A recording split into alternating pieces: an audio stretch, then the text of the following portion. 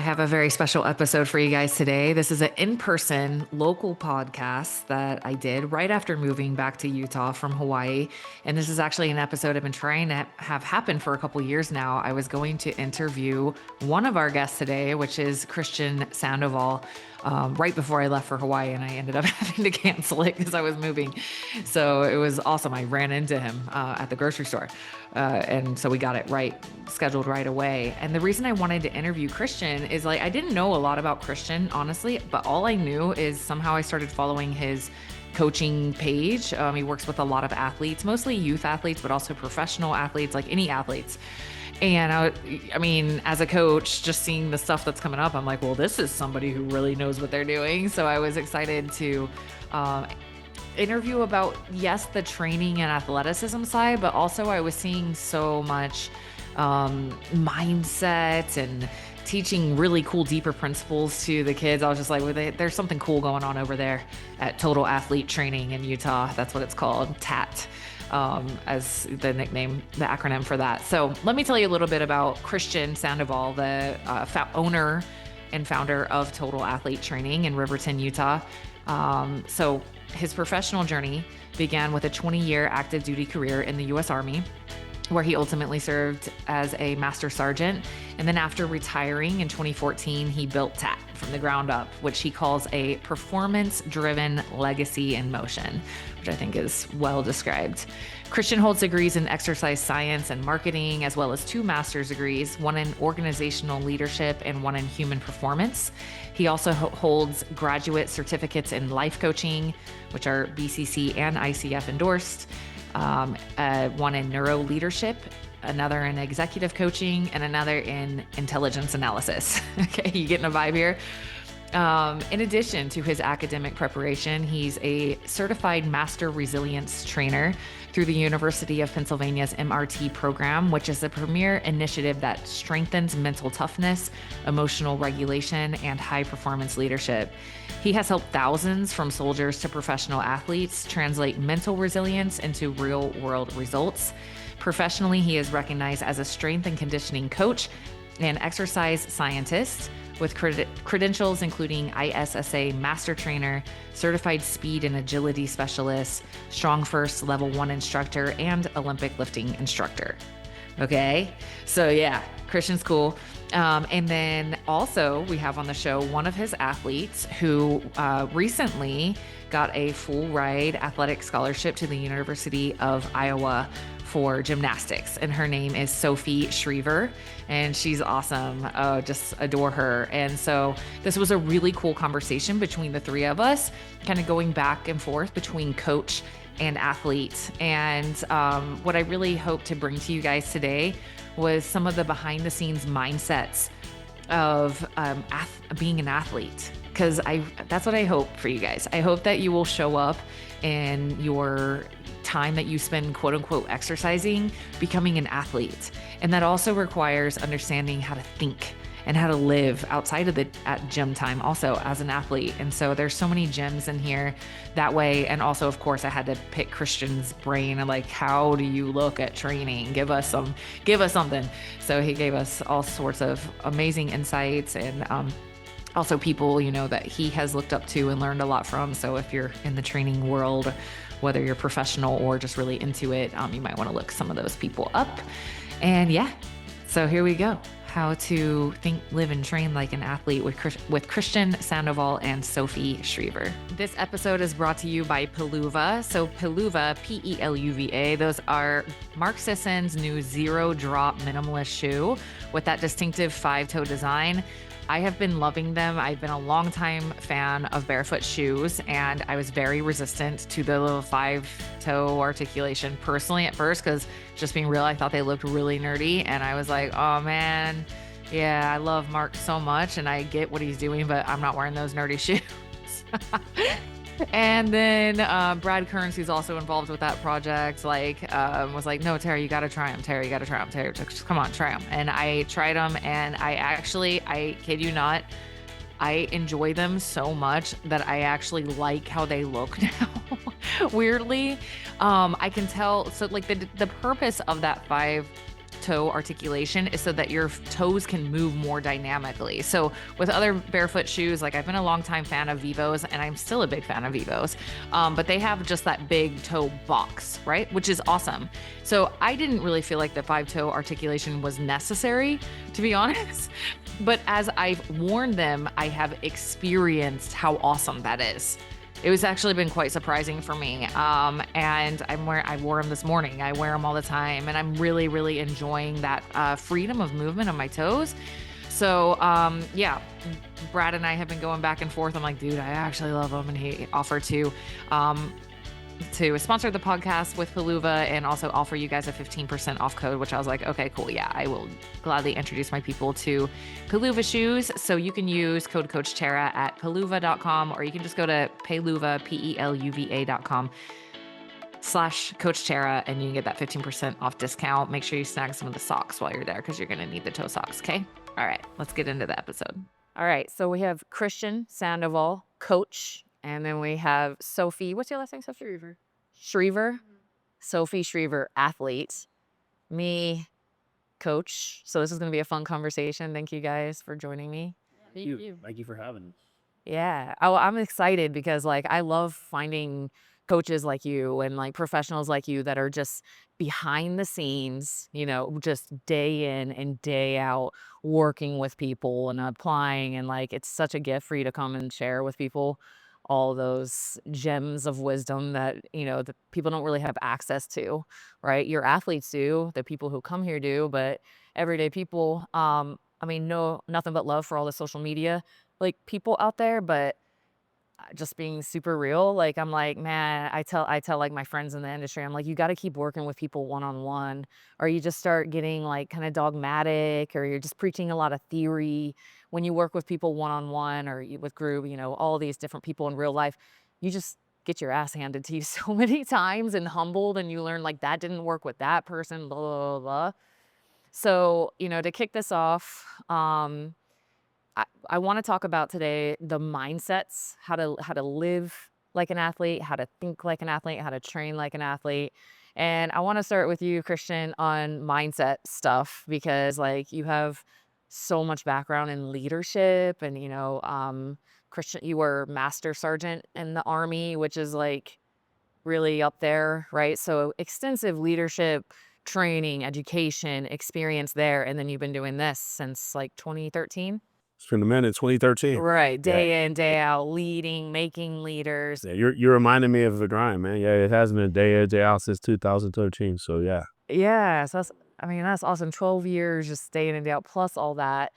And, you know, Sophie's evidence of your leadership skills, because as soon as I asked you to come on the podcast, what do? You put one of your athletes on the podcast too, right? Leaders make leaders. I'm behind it. Like you said, I'm behind the scenes, always behind the scenes. And so I prefer to be in the background, you know, and the athletes speak for the brand. Yeah. I've always said.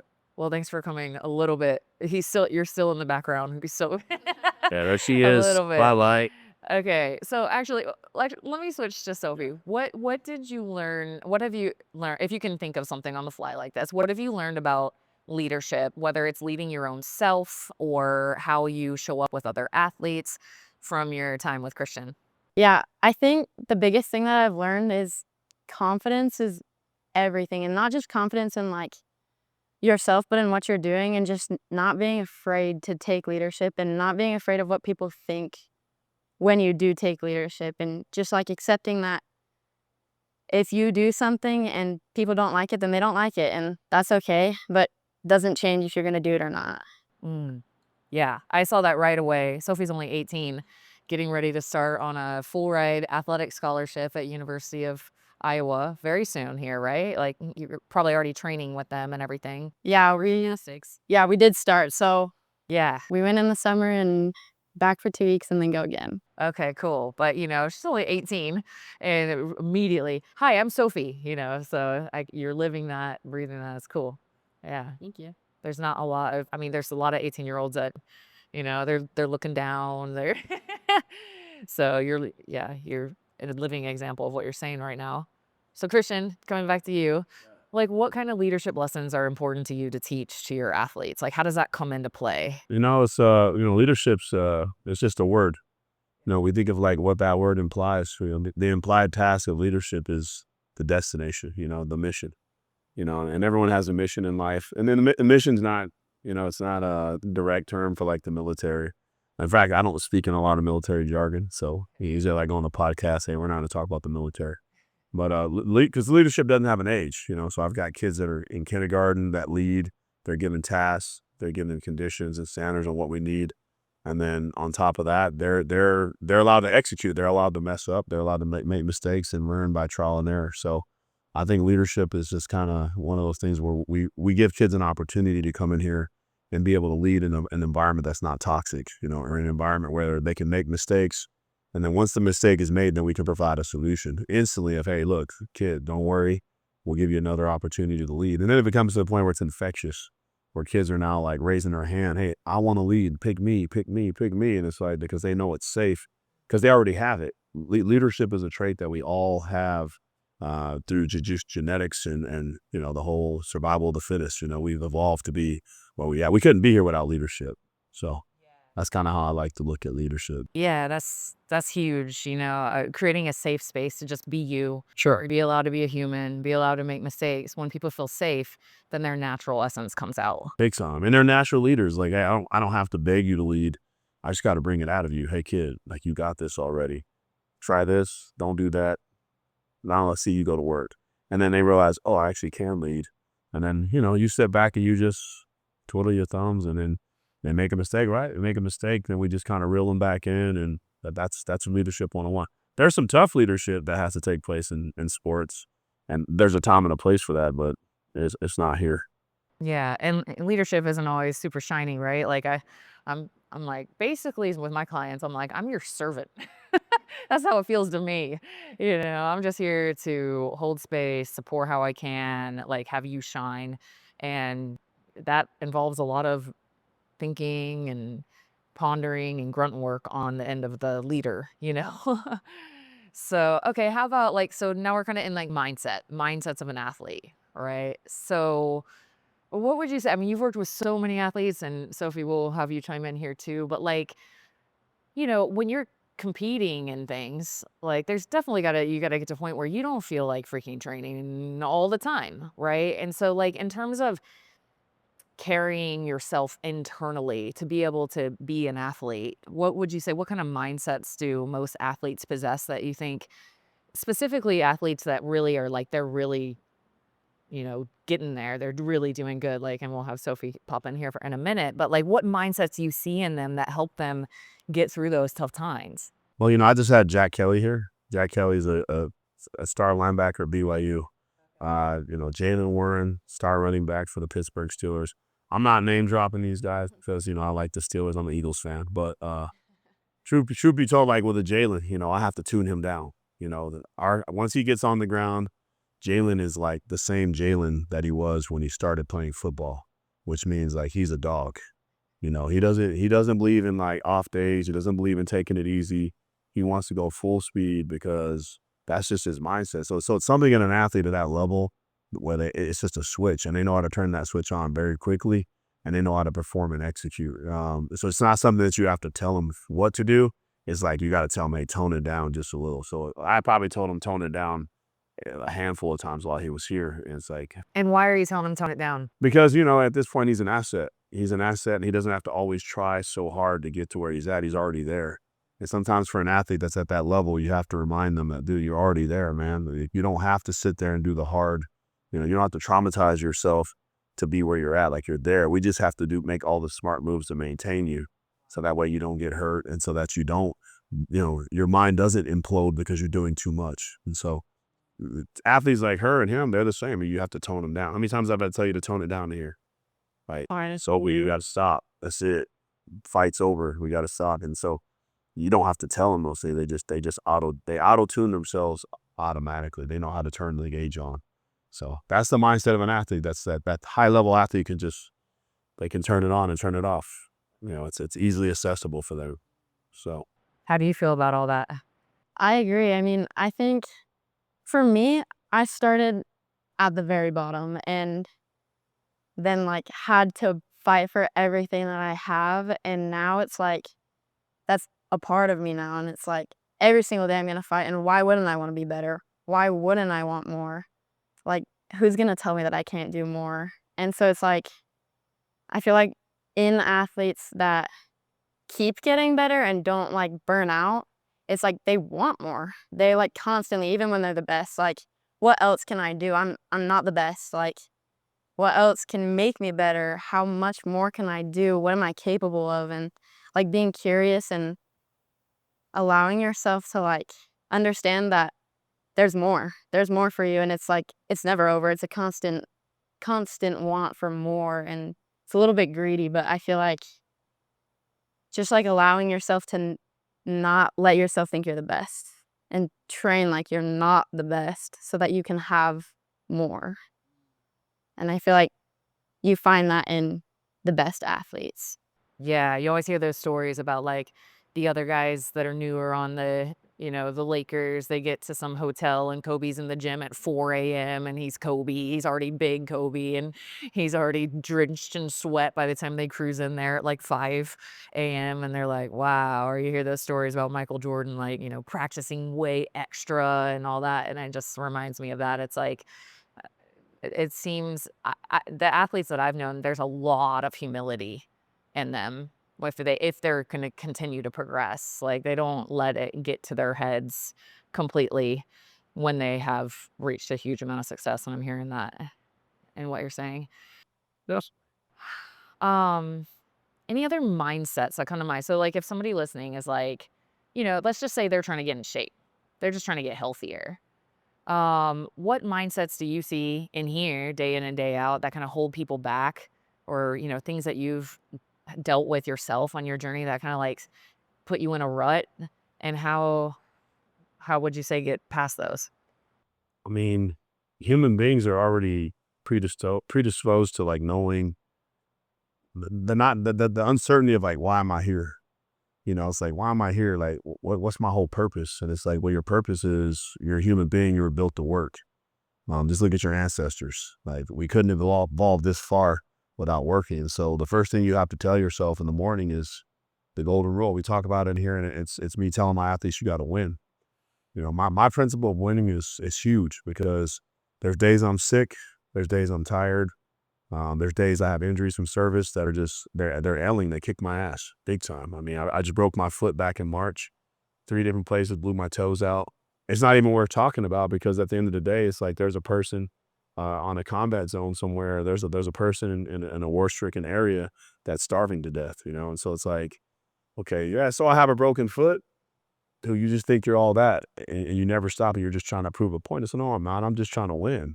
I'm just trying to win my life. Like, my life is mine to win. It's not yours to win. And I have an ego, but it's an ego that says I want to win. It's not an ego that says I beat you and I'm better than you. It's my own personal flaws that I want to work on. And in order to work on those, I have to get up and win. And so that's what I tell myself every morning. And the days I'm sick, it's hard, man. The days I'm tired, it's so hard. It's like Christian's sleeping, the alarm clock goes off, and I'm just like, oh my God, man. I look at my clock, 3 hours and 32 seconds of sleep. Damn, that's all I got today. And then I don't want to get up, and I'm just like, win.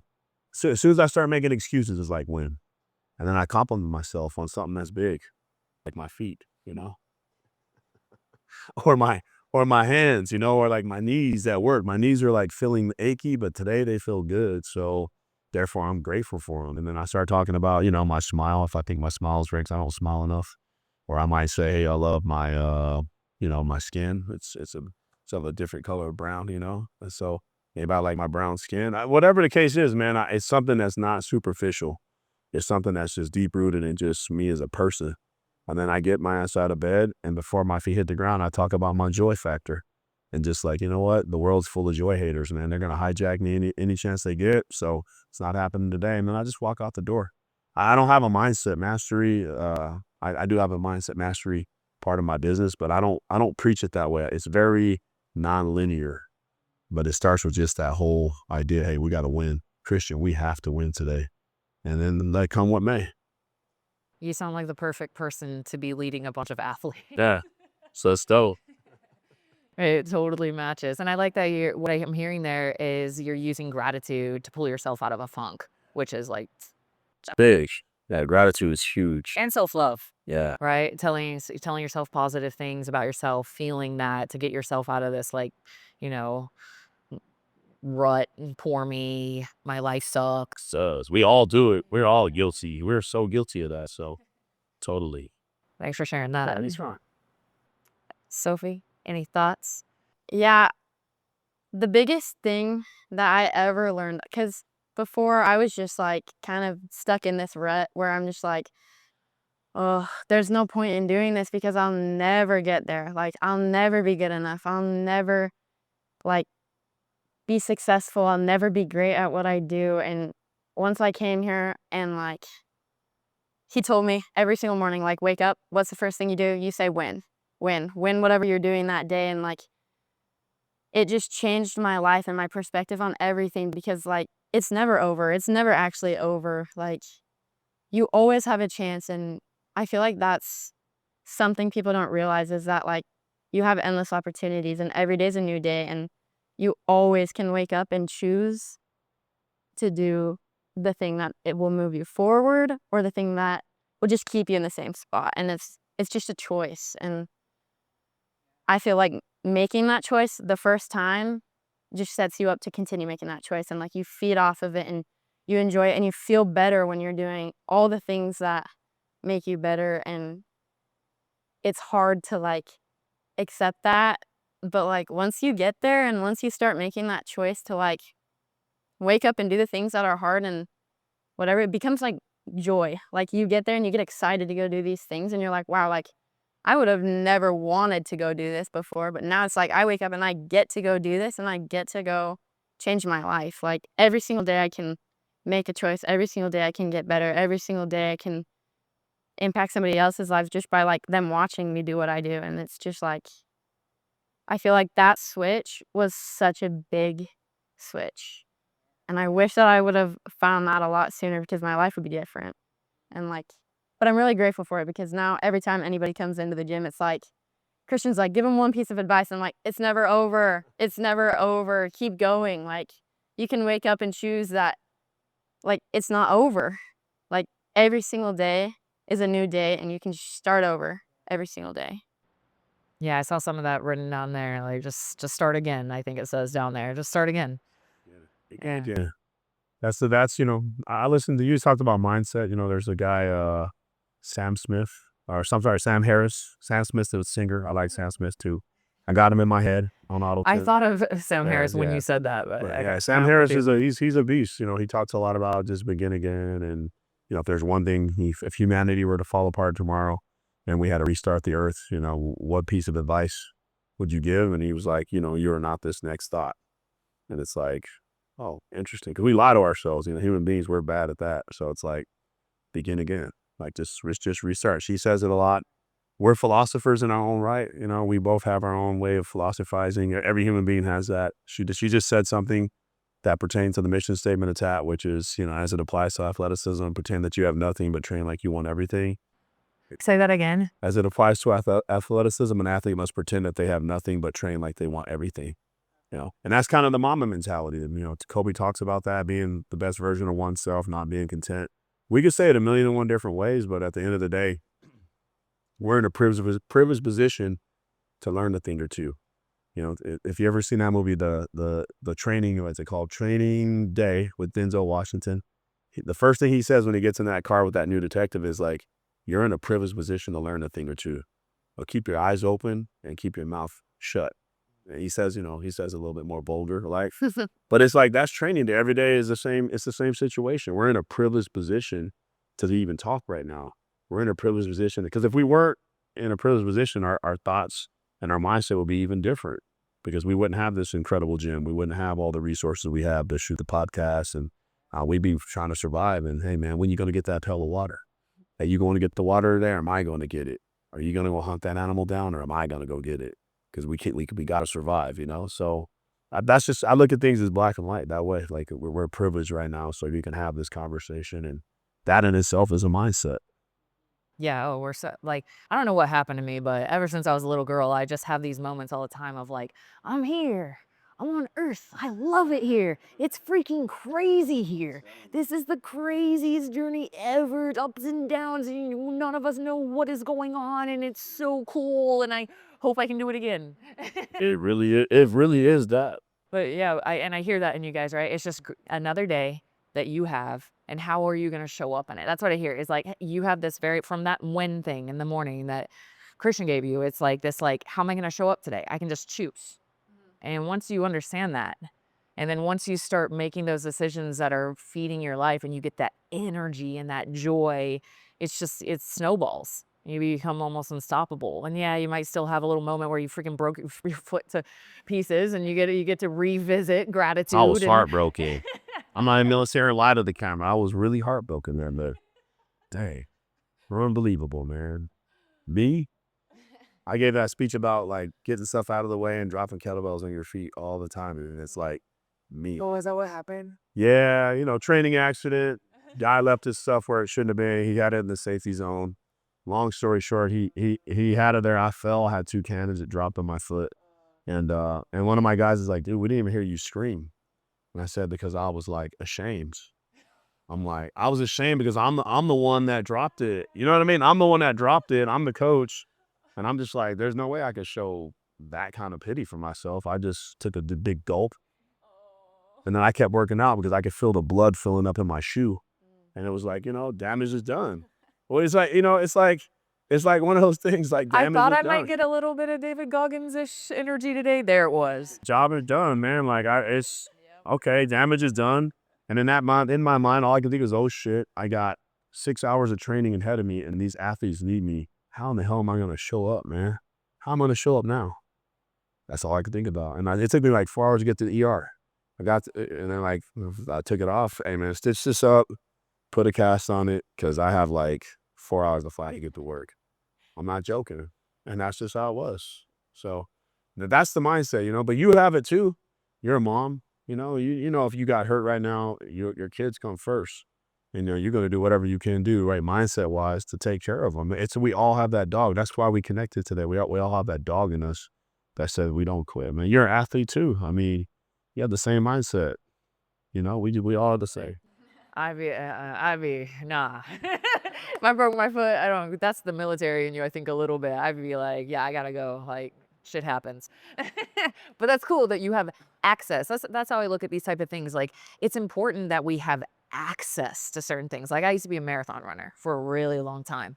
And even though I don't do that anymore, I'm so grateful that I have access to that, like, endurance beast mode side of myself. That's kind of similar, right? If I broke my foot, I'd probably go somewhere. But in life, sometimes it gets relentless and it's like, holy shit. And I'm grateful that I have access to this, like, I don't even know. It's like this other side comes out where it's just like, get stuff done. Don't worry about that. Prioritize. Okay, let's go.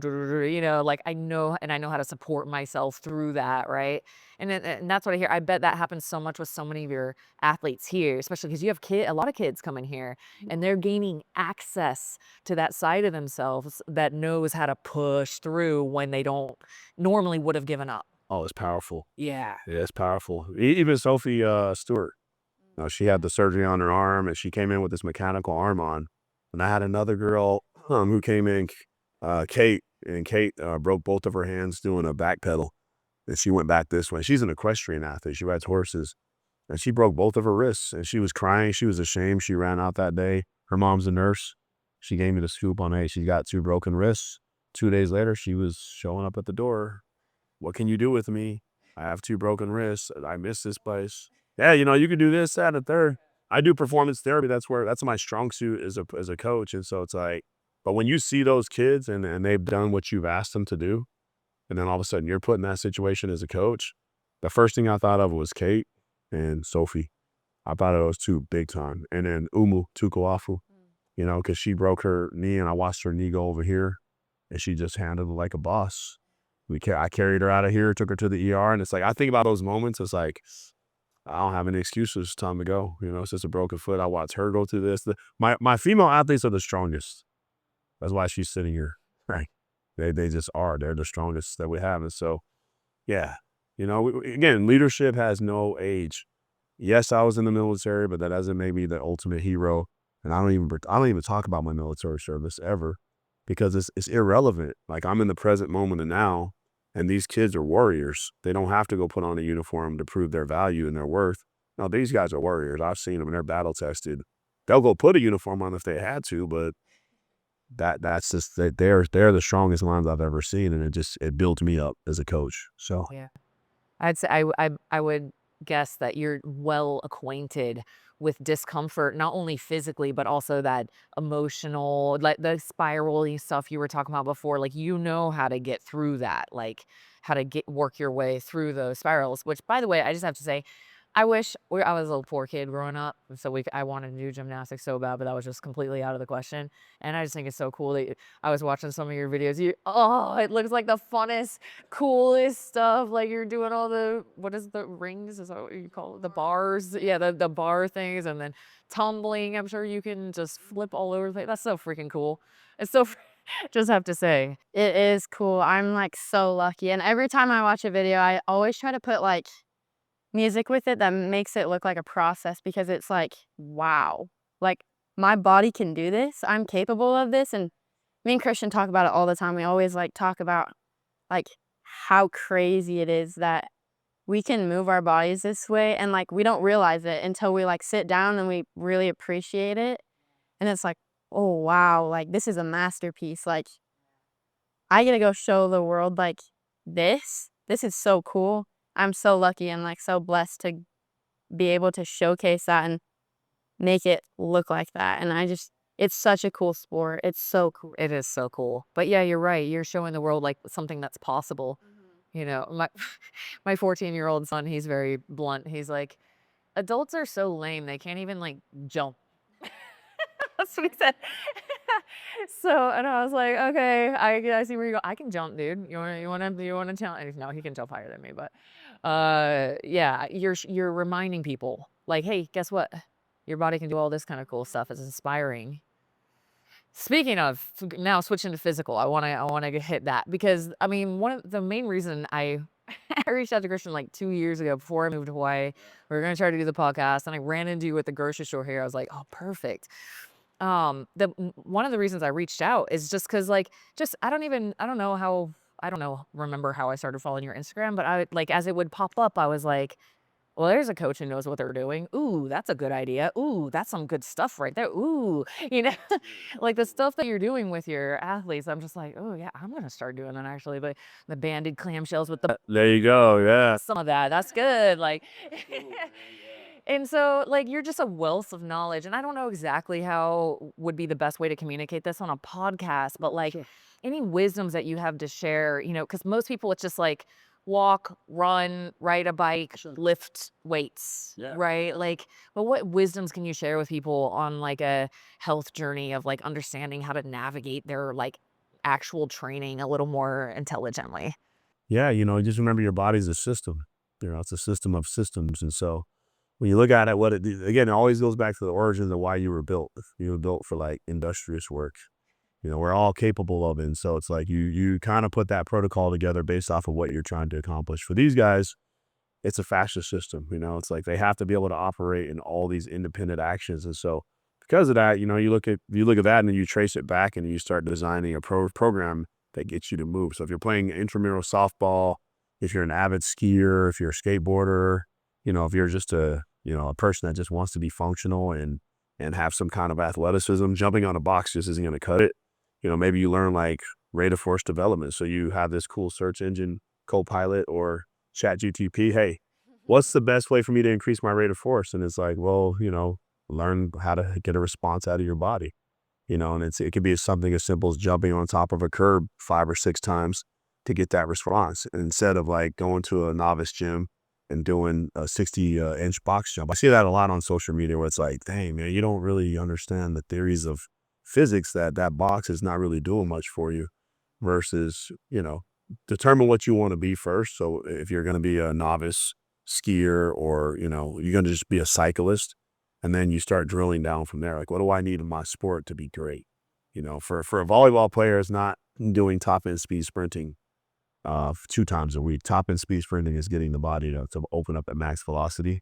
Well, they cover like maybe 10 yards at the most on a volleyball court. So it's like, that's not going to really suit you. So determining what your mission is first, what you're trying to accomplish, and then what she'll tell you is we do maybe 20 to 30% weight training, but magically our athletes are still putting on 7 pounds of muscle every 12 to 16 weeks, and it's drug free. I mean, they're not doing anything crazy. They're putting the weight on, the percentage of body fat's dropping, and the only reason why they're able to do that is because the line is open. And what I mean by that is like we've ironed out all the wrinkles. You know, we open up the fascia lines, we've connected everything, we've created balance, stability, motor control, relative strength. When that happens, the body can kind of navigate on its own, and it will produce what it needs to produce to get you to adapt.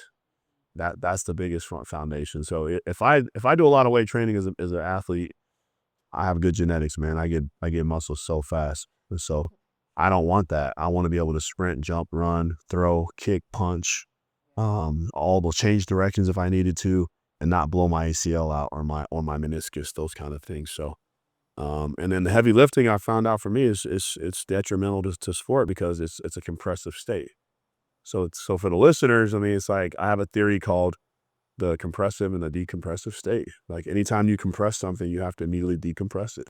And whatever means you use to do that, that's up to you. But if you've compressed yourself under a barbell for 4x10 and now you've got 400 pounds of combined weight, depending on how much weight you're using, it might be 4,000 pounds. Oh, you got to decompress that, especially if you're going to go play a sport, because a sport was a free floating environment. And so you got to be able to be fluid in your motions. And she taught me a lot of that. You know, she was very adamant about, hey, what can I do for this? And I need to change this. And is there more? And can I do this? And can I do that? And it's like, yeah, of course. Show me the move. I will look at the video. Oh, okay. That's a spiral functional line. That's lateral movement. We got to go here. We got to change that. Let's go this way. And then before we know it, her velocity increases. But it's because she's the architect of her own body and she tells me what she needs. And then I just, being the architect of physics and biomechanics, I put it together and then we make it work because it has to make work. And it has to make sense. GPP. Remember this, general physical preparation, and then you have the general preparation of the movement, and then you have the specialized physical preparation. This isn't new, you know. All of my research comes out of super training, and all of my work comes out of like Yuri Verkhoshansky, and I follow that guy like religiously. Dr. Michael Yessis, they're both passed away. They're not here, and I get off as a human being. When I say that word, not like the bad way. But as a human being, I get uplifted by the works of somebody else. Well, they took 15 or 20 years of researching something to bring something to pass, and you're just like, damn, man, he's been researching since 1960, and everything he has been documented and it's proven. He brought shock systems to the world. They call it plyometrics in the West. Michael Yessis kind of collaborated with him. And you watch videos of these two men and they're dead now. And all you can think about is like, thank goodness for these guys bringing this to the forefront. We got to carry the torch forward. And so like everything else has no relevance because it's not conclusive. Everything in science is a theory in terms of performance sciences. So your sciences, you know, Tara, Garrison, performance is like, who's to tell you you're wrong? Shit, that ain't wrong. That's her theory. She's smart. She's relevant. She's credible. That shit's bomb. I like that. You know, I'm going to use, just like you looked at my stuff, oh, that's relevant, that's credible, I'm using that. And it's the same principle. Like we all kind of feed off of one another. And so as a person that's new to this, they got to find out their mission first. Like, what are they trying to accomplish? You know, what are you trying to accomplish? And then we put together something based off of your mission. And we just kind of let it roll from there. And quick question, do you work with everyday people here? I do. Okay. There's a situation called Tap Black. I haven't unleashed it yet. I don't know if I'm going to do it now or next year, but it's the model that's a modular version of the big tap machine, which is basically only for adults. So people ages, 25 and up, past athletes, maybe you want to keep that bridge going to where you keep yourself fit. You know what I mean? You used to train, you know what I'm saying? Like you used to train. That's some good shit that I am not doing currently, I guarantee so it. So you get a chance to come in a free environment where it's just your peers, there's no kids. Right now, this place is designed for youth athletes. But my vision is to say, okay, mom, dad, get off the couch. Let's make you an athlete, but let's train you in accordance to the doctrine of performance. So the athletic performance model, we're going to train in accordance to that. And we're going to make you run faster. We're going to make you jump higher. And I'm going to roll you back 20 years or 10 years because I've got a 64-year-old that I've been case studying. I have a 54-year-old, a 56-year-old, and these ladies and this guy are they're proving my theory is correct. And so we can do it, but it's teaching them the right order of how to do it. So that way they're not blowing out their knees and getting hurt, and they're actually experiencing longevity. So I do have a model for that. It's coming. I just have to find the time. Yeah. All right. I'll keep encouraging you on that. Cause like, I'll tell you what, I was just training this morning and I was just training for speed and power, and I'm doing sprints on the turf, and I'm doing, like kettlebell swing, heavy pyramids, and I'm doing, like just overhead carries with like push presses before that. And this really spurs on my stability and stuff. She knows what's up. She knows what she's doing. But what's sad is like, I'm weird in there. You know what I mean? You really are a foreign object. And I'm comfortable with it because I'm a coach, and I have a background in the functional strength coaching world, and so like to me that's fun, right? I love training like that. It's so fun. But no one else, there's like almost no one else in the gym doing that, because it's a little unnerving, right? I'm gonna go in this like stage in the middle of the gym, and so I think for a lot of adults to actually get there, it's gonna have to be something like that. Like you see how like F45s and all these things is like, okay, cool, just like tell me what to do, but I'm not gonna go into a gym myself and just start like doing all that stuff for the most part. So I'll keep encouraging. For sure, and honestly, it has to pay its respects to science, and the practitioners that are out there that put it all together. I mean, I love F45, and I say nothing negative about any other gym, but at the same time, it's easy to market yourself after we're training like an athlete. What if you throw in the filler word, hey, we're doing speed training today, or today we're going to do some jump training? But then for the nerd like me, it's like, no, that's not sprint training. That's not jump training. What we did today to biomechanically open up our hips was sprint training. And every single athlete was like, man, I feel fast. We could do this 6 more times. After we walked in, like somebody blew our hips up. And then today we're like, shit, we could do this 20 more times. Only because we did the appropriated work to open up the hips and everything else. So it's coming. I want to do it. I know it's a need. I just have to get the buy-in from the public and say, look, if we give you this need, it's costly, but it's not out of control. It's not nothing any ordinary gym wouldn't charge you. So, but yeah, I'm looking forward to that. So one of my most popular like written posts on Instagram, the written ones don't usually get very much traction, but one of my most like popular ones ever, I wrote, everybody wanting to look like an athlete, but ain't nobody wanting to live like one, and it's like, dude, like you gotta like, you have to be consistent. You have to do all sorts of variety of different training. I'm not just only in there lifting weights. I love doing that functional stuff. I want to twist and turn. And I noticed on one of your, how you approach training, you had, what did you have? Like how did you phrase it? Like non-exercise movement, just moving around, like. Oh yeah. So you have your unloaded, you have loaded, unloaded, you have your passive, you have your active, you have yeah. You were listing these as just like dancing and like just goofing off. You know what I mean? Like that because we need to move in different ways, not just eat. Gotta have flow, man. You gotta have 3D. Multi-flanker is big. I mean, everybody's starting to get a hold of it, and then what makes it so profound is you can easily just go to your chat GTP and it's there. Like it's at our fingertips, but just because it's at your fingertips, you still have to be able to put it all together. It's like the puzzle pieces are scattered.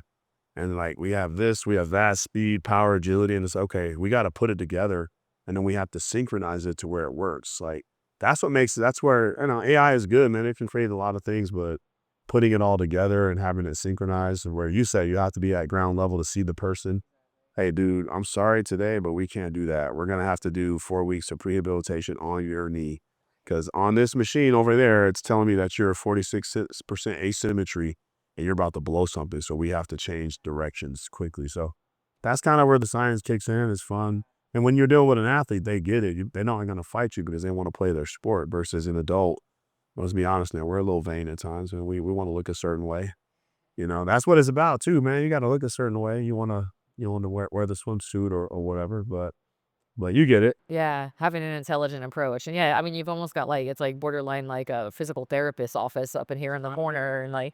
It is really kind of there. Like I'm right there on the spectrum of that, but I don't do all the stuff that takes away from my performance. I'm a performer, so I Make sure they're good to for perform. sure. There's a lot of things that a physical therapist can do that I handle in-house, but when it starts becoming like, I like to look at it as the hamster on the wheel principle.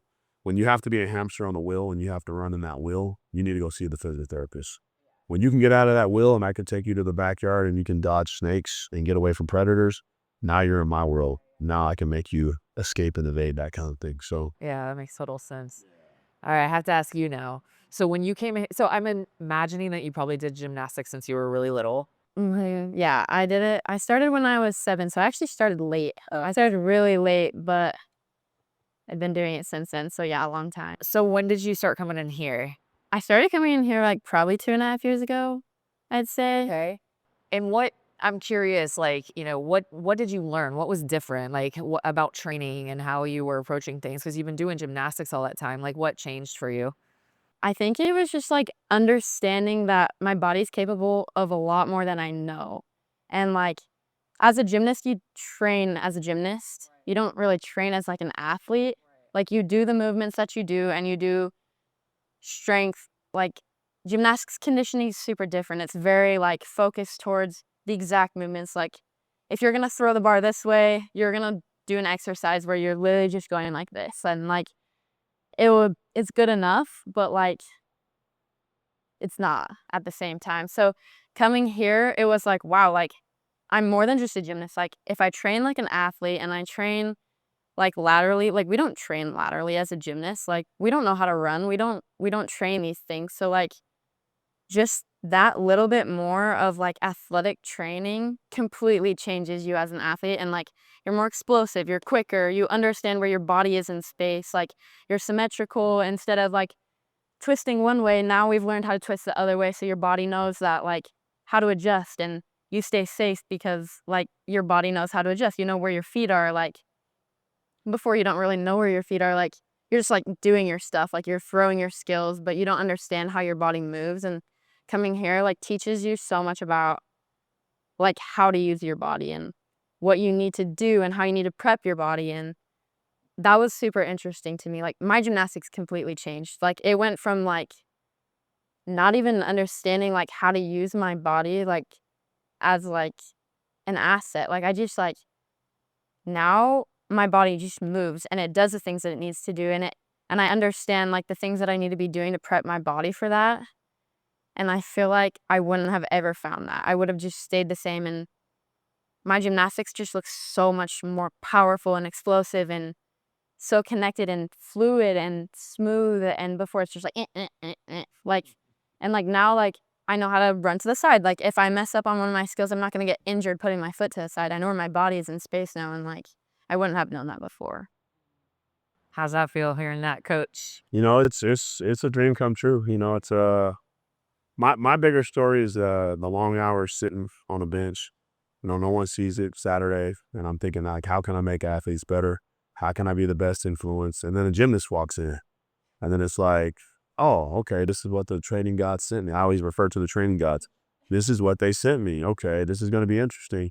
And then it was like finally an opportunity for me to use 100% of my training brain, because now I have something that operates on all planes of motion, and it requires like every ounce of my thought. For football player, that's easy. Basketball player, that's easy too. Like all the other sports are easy, but the gymnast gets zero credit. And for what the gymnast does is it's exceptional. It's the epitome of sports and movement. And so like she's saying, you see it, you're just like, I saw her videos, I was like, oh my goodness. Like it's time to go to work. And then she's validating me, and I'm validating her, but man, she validates me more because I'm smart and I know I'm smart, but at the same time, like as a coach, I doubt myself just like anybody else. And so am I good enough? And then I see you, and then we work and we collaborate together, and then you validated me. Yeah, Christian, you're good enough, man. You made her great, but she believed in you, you believed in her. So without you having that belief and value in me, I couldn't have done my job. And so I acknowledge that. And in that case, job is done. We made you better, and damn, I'm good. And then you're like, shit, damn, I'm good. But it was a partnership, right? Yeah, it was a partnership. We couldn't have done it without each other. So that's kind of how I like to look at it. So yeah, it makes me feel good. I can drop a few tears, but I hold them back. Yeah, super cool. Yeah. Well, thank you two so much for coming and sharing. Like yeah, I feel like you guys are kind of in this hidden world. If you're not an athlete, it's like nobody's really exposed to any of this. Like you guys should see this place. If you're ever in Utah in Riverton, like it's just walking in here, you're like, all right, okay, wow. Me as a coach, I'm like, oh my gosh, it's like toy wonderland in here. You sell memberships? It's cool. It What? is. It's coming. It's eventually coming. We're gonna Yeah, get yeah, yeah. there. I get it. Yeah, I it's know you coming. got your priorities, but even just seeing what you're doing is like, inspiring. It's like, oh, okay, cool. He's like testing people's hamstring strength over there and all of, just all of it. And so thank you guys for coming and like Oh, thank you. sharing a little bit to everybody else who maybe never got to do sports or, has never experienced something like this. Or maybe you got some kids and you live in Utah or you want to fly them out and like introduce them to a whole new world, So yeah. And to you, I know this is your podcast, like real deal. I mean, you're a true professional. It's good to see somebody come out of their own profession or their own expertise and interview, bring me into your world and kind of explore what we're doing. So it shows interest, shows validation, shows purpose. It's that one thing when you don't think anybody's thinking about you, somebody's always thinking about you, man. So, you matter. If you don't think you matter in the world, there's always somebody thinking about you. So you're trying to prove that, like it means a lot. So I appreciate you. Thanks. Likewise. Thank you so much for joining me on this episode of the Inside Out Health Podcast. I hope it's been helpful to you in your journey. If you think that it might be helpful to someone you know, please share it with them. Please share on social media. It really helps me grow the show and reach more people with these amazing messages. And if you could be so kind as to rate the show and possibly even leave me a review, that really helps. So much thanks in advance if you do that. And yeah, please subscribe if you want to hear more of this type of content. I have lots of amazing expert guests on the way. All right. Thank you.